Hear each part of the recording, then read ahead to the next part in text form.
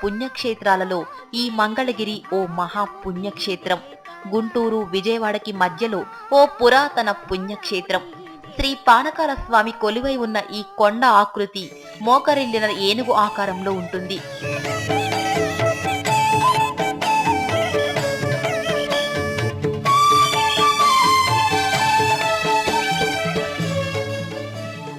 స్వామివారు స్వయంభుగా నిలిచిపోయిన కృతయుగంలో నమూచి అనే రాక్షసుడు బ్రహ్మదేవుని వలన వరాలు పొందాడు.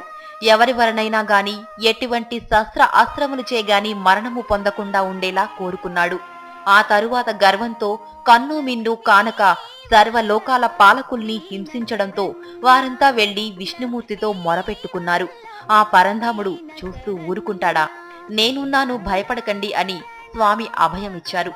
అదే అభయం ఇక్కడ మంగళగిరికి వచ్చే భక్తులకి ఇప్పటికీ ఇస్తూనే ఉన్నాడు.